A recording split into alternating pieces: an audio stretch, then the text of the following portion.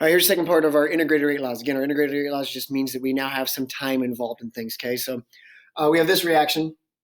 I have this reaction here, and so two reactants. So the rate of this reaction probably be dependent on both those reactants more than likely. They give us some information here. They're giving us time and concentration, so they're not giving us any rate. Okay, and the first thing I ask is, what is the order of the reaction? So in this case, we would need a graph of this information. Okay, it's not giving us, hey, here's the concentration of this and this, and here's the rate, and then we change the concentration, and there's the rate. So we can't find the order that way. We're going to have to graph this information. Well, remember, if we would graph it, we would graph three things. We would graph, and this is with regards to NO2. So we would graph concentration NO2 versus time. Okay, and that concentration would go down. Let's say that line looks like that, and we'd graph natural log of concentration of NO2 versus time. And let's say that has a curved line. And we'd graph 1 over the concentration of NO2 versus time. And let's say that is a linear line. So whichever one is the linear line is your order. If this was linear, that'd be a zero order reaction. If natural log of concentration versus time was a linear line, that'd be a first order. If 1 over concentration versus time is a linear line, it's second order. So if we graph this information, it ends up being second order. Okay, so it is a second order reaction with regards to NO2. Okay, with regards to NO2. So once we know that, then we know that rate equals K times the concentration NO2 to the second power. We don't know anything about CO. We would need more information to get that, but we do know this part right here. That's the rate law. The integrated rate law with time in it would be the ones off your blue sheet, okay? And it would be 1 over the concentration of NO2 at some time minus 1 over the concentration of NO2 at some other time. This is like your starting and final. Doesn't mean we have to be at time 0. We could do like here to here. But this is your initial, this is your final. Initial, final. Starting, down the road. Equals our K, which would be the slope of our line if we graph that, times time. So we can use this to find time, we can use this to find K, we can use this to find a concentration at a certain time. Find the value and units of K. Well, we don't have any rate. We have no rate involved in that. We don't have anything that tells us the rate of this reaction, but we can plug in some numbers off of here. Okay, we can plug in some numbers off of here. So I'm going to plug in, what did I do? I did 0.25. I just picked a trial. Okay, I just picked out that. You could pick out whatever you wanted to. So I'm going to go 1 over the concentration at time t, so 1 over 0.25, minus 1 over the starting one, 0.5, equals K times whatever time that was. Well, that took 9,000 seconds there, so times 9,000 seconds. Well, 1 over 0.25 is 4. Minus that is 2. 2 divided by 9,000. And our K value is approximately 2.2 times 10 to the negative fourth. It is second order, so that would be our liters per mole per second. A lot of times you just see this is just per second. Okay, you just know this is per second, per minute. You know it's per second. So there's our K value there using that information.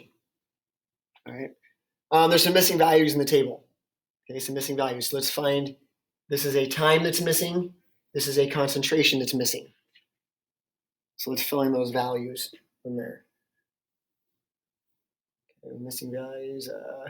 I may do this work up above, okay, but I'm doing that just so you can see it. So I'm going to show that up there.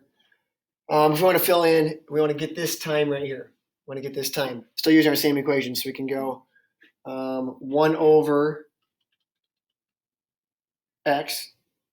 What is our concentration of NO2 at? Nope, sorry, we're trying to find time. Scratch that.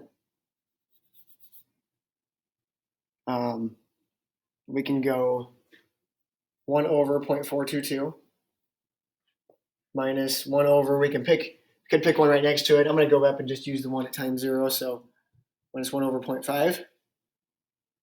So starting at this time, there's that, equals our k value, which was 2.22 or 2.2, I think it was, times 10 to the negative 4th, times t. So we're solving for t. So be careful with this. Make sure you plug this in, then divide by that. Okay, get all this information, and divide by this and get your t. I got a t of about 1,700 seconds, about 1,680 seconds. So to go from 0.5 to 0.422 molar, notice these go out of order here. Okay, takes about 1,680 seconds, which makes sense. This 0.422 would be in between those two. This time would be in between those two. Okay, so that table goes out of order for some reason. If we want to find this little section of the table, so section right here. So now we're trying to find the concentration of this. Okay, and that would be our final one. So we're going to go 1 over x, trying to find this concentration, minus, I'm just going to do the same thing, 1 over 0.5 equals 2.2 times 10 to the negative 4th is our k value. And our time in this case is 12,000 seconds. So multiplying, then add this over. Multiply, add this over. All right, multiply, add this over. Whatever you get for an answer, then you got to take 1 divided by that to get an answer. So multiply these two, get this and add it over, and you have 1 over x. You got to take 1 over your answer then to get the final answer. So I got an answer there of, and I ended up with 1 over x equals 4.64. So I got to take 1 over 4.64 to get x here, and that is 0.216 molar. So this value right here is 0.216 molar. Let's make sure that makes some sense. 12,000 seconds would lie between 9,000 and 18,000.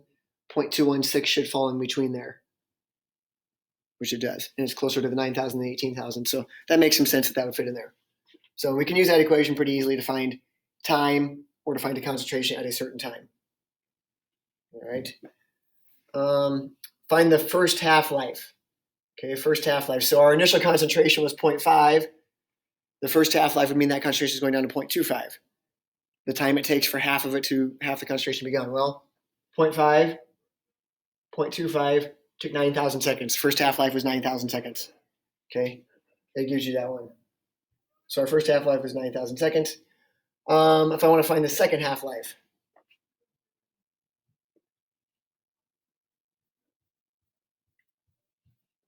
hang on, close my door here. That kid's coming in, I'm gonna lock it real quick. Second half-life. So now that was from 0.5 molar to 0.25 molar. Now we're going from 0.25 to 0.125.